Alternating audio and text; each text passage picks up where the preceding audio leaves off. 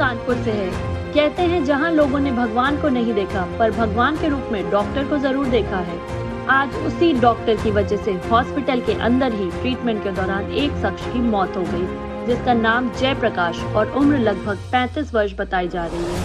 ये युवक कानपुर देहात के मंगलपुर में बैंक ऑफ बड़ौदा में नौकरी करता था, जिसकी हॉस्पिटल में ट्रीटमेंट के दौरान मौत हो गई, जिसके बाद हॉस्पिटल के बाहर लोगों की भीड़ लग गई। बड़ी दुखद खबर बता दें आपको कि इनके 3 छोटे छोटे बच्चे हैं, जिनमें से एक लड़का और 2 लड़की हैं और उनके बच्चों और बीवी का रो रो कर बुरा हाल है। आइए बात करते हैं मृतक के भाई और उनकी पत्नी से और देखते हैं क्या जानकारी मिलती है। करने के बाद में इन्होंने आईसीयू में रखा और आईसीयू में रखने के बाद वहीं इलाज करते रहे और देखने के लिए वहाँ पे 2-3 मिनट के लिए दूर से खड़ा होकर दिखा देते थे, पास में जाके नहीं देखने देते थे वो। और जब हमने उनको परसों निकाला है, परसों शुक्रवार को निकाला, तो दिन में 1:30 बजे निकाला वहाँ से। उनको आराम था, अच्छे से बोल रहे थे वो, और वो जब आए प्राइवेट रूम में तो अच्छे से बात कर रहे थे। उनको जो वहीं से खाना मिला हमने वही खिलाया वो, और दवा जो दी वो दवा खिला दी। किसकी लापरवाही से मौत हुई है, आपको क्या लगता है? वो यहीं के जो डॉक्टर हैं वो नहीं आते हैं, रात में भी देखने नहीं आते, दिन में आते हैं, थोड़ा सा बस देख के चले जाते हैं, दवा बता के बस वही दवा वो वहीं लगती रहती है, फिर बाद में नहीं आते हैं वो। रात में तो बिल्कुल भी नहीं आते हैं, शाम को जो आएंगे तो देखेंगे, बस चले जाएंगे। एडमिट कराने से पहले कैसी स्थिति थी आपके मरीज की? वो चल के आए थे वो, और हमसे और हमारे घर वालों से अच्छे से बात कर रहे थे। कितनी उम्र है आपके पेशेंट की? 40 साल। 40 साल है। क्या नाम है? जयप्रकाश। आपका क्या नाम है? मेरा नाम प्रीति है। आप कौन है इनकी? वाइफ है। किस तरह से यहाँ डेथ हुई है, इसके विषय में हम जानना चाहते हैं। मेरा भाई 24 अगस्त को रतनदीप हॉस्पिटल में भर्ती किया गया था।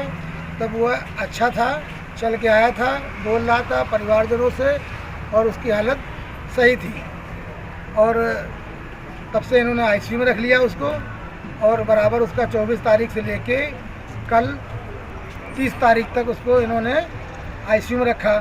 आईसीयू में हम परिजनों को जाने नहीं देते थे, बस सुबह जो है 11 से 12 के बीच में 1-2 लोगों को दिखाते थे पेशेंट को, और शाम को 7 से 8 के बीच में 1-2 लोगों को, मुश्किल से 1-2 मिनट।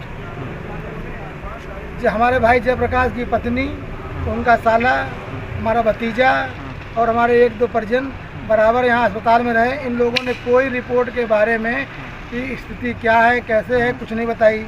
जब उन लोगों ने कई बार पूछा कि भैया बता दीजिए, हमारा डॉक्टर साहब बता दीजिए क्या हालत है, अरे तुम लोग क्या जानो, तुमको कोई डॉक्टर हो, उनको झिड़क देते रहे और उनको कोई रिपोर्ट तक नहीं बताई।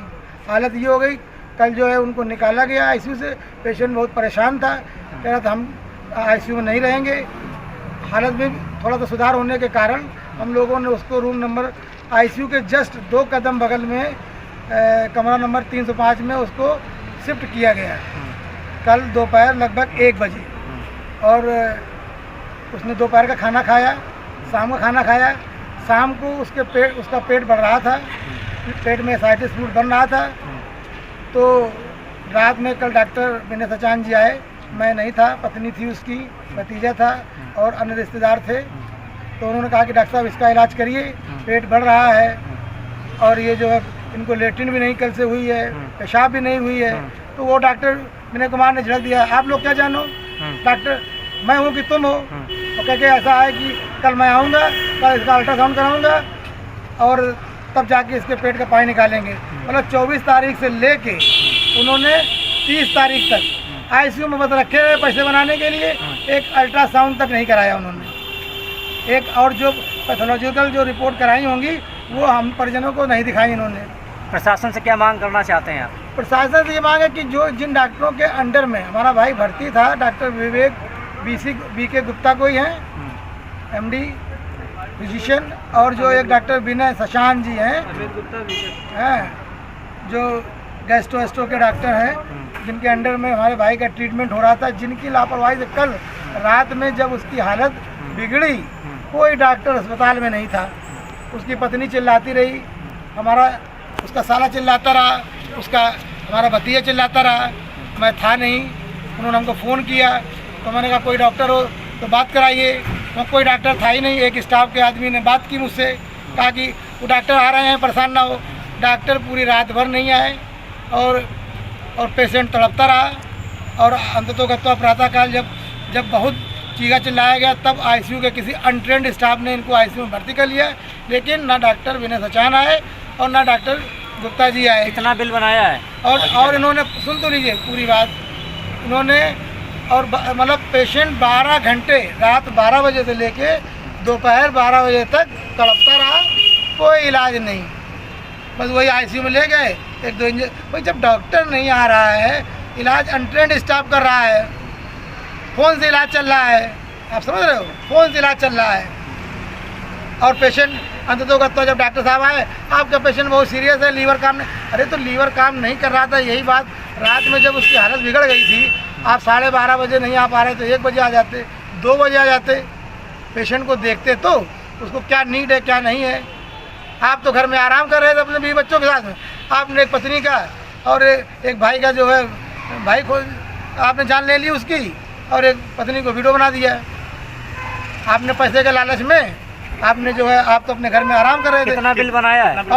और 7 दिन का बिल 4 लाख रुपए बना दिया है, 4 लाख का बिल बना दिया है। और डॉक्टर आज भी, मैं पिछले 3 घंटे से हमारे परिजन, अन्य स्टाफ, यहाँ तक कि पुलिस के कर्मचारी भी अभी भी पिछले 8 बजे से लेकर अब 11 बज रहा है, अभी भी इनके अस्पताल में कोई डॉक्टर नहीं है।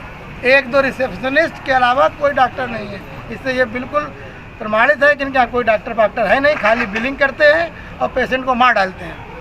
प्रशासन से क्या मांग? प्रशासन से मांग है कि डॉक्टर गुप्ता जो इलाज कर रहे थे, जो विनय सचान जो इलाज कर रहे थे, इनके विरुद्ध हत्या का मुकदमा दर्ज करके हमारे भाई की बॉडी का पोस्टमार्टम कराया जाए, इन दोनों को जेल भेजा जाए, अस्पताल में तालाबंदी की जाए।